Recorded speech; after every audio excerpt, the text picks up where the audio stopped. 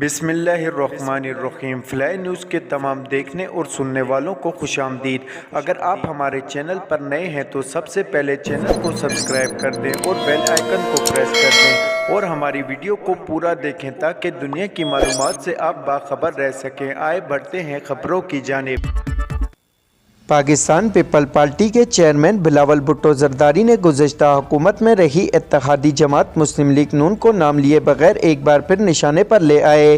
لاہور میں people party کے chairman Bilawal Bhutto Zardari کی سربراہی میں سینٹرل ایگزیکٹو کمیٹی CAC کا اجلاس ہوا اور یہ اجلاس 2 روز جاری رہا۔ بلاول ہاؤس میں ہونے والے اجلاس میں ملک میں سیاسی اور معاشی صورتحال کے علاوہ عام انتخابات کے حوالے سے اہم فیصلے کیے گئے۔ اجلاس کے بعد پریس کانفرنس کرتے ہوئے بلاول بھٹو زرداری کا کہنا تھا کہ اجلاس میں زور دیا گیا ہے کہ الیکشن کمیشن آئین کے مطابق فوری انتخابی شیڈول کا اعلان کرے، سیلاب سے متاثرہ علاقوں کو آفت زدہ قرار دے کر مالی مدد کی جائے، عوام بجلی بلوں پر اضافے پر پریشان ہے۔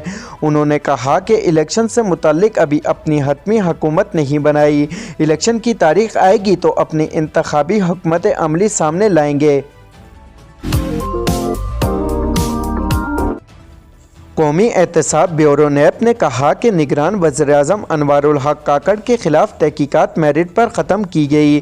نیب حکام کے مطابق نگران وزیراعظم کے خلاف شکایات کا نیب ترمیم سے کوئی تعلق نہیں تھا اور ان کے خلاف تحقیقات میرٹ پر ختم کی گئی۔ نیب ذرائع کا کہنا ہے کہ انوار الحق کاکڑ کے خلاف کوئٹہ میں اثاثہ جات کا کیس کھولا گیا تھا لیکن تحقیقات میں ان کے اثاثہ جات نہیں ملے۔ نیب ذرائع نے بتایا کہ نگران وزیراعظم کا معاملہ ان کے اقتدار سنبھالنے سے پہلے ہی کلیئر ہو گیا تھا۔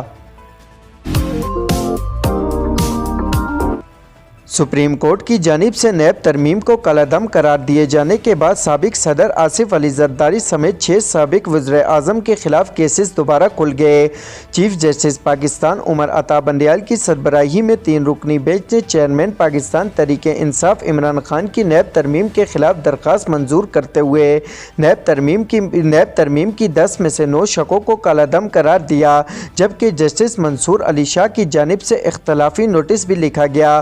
سپریم کورٹ کے مختصر فیصلے میں کہا گیا ہے کہ نیب ترمیم سے مفاد عمل کے حقوق متاثر ہوئے۔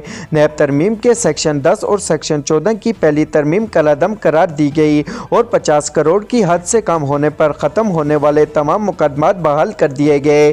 سپریم کورٹ نے فیصلے میں سیاستدانوں کے تمام مقدمات بحال کرتے ہوئے کہا کہ تمام کیسز نیب عدالتوں اور احتساب عدالتوں میں دوبارہ مقرر کیے جائیں۔ عدالت عظمی کی جانب سے نیب ترمیم کالعدم قرار دیے جانے کے بعد بہت سے سیاستدانوں کے خلاف بند ہونے والے مقدمات دوبارہ بحال ہو گئے۔ لیبیا کے شہر درنا میں بحر روم سے آنے والے سمندری طوفان کے نتیجے میں سیلاب کے بعد بدترین تباہی جاری ہے۔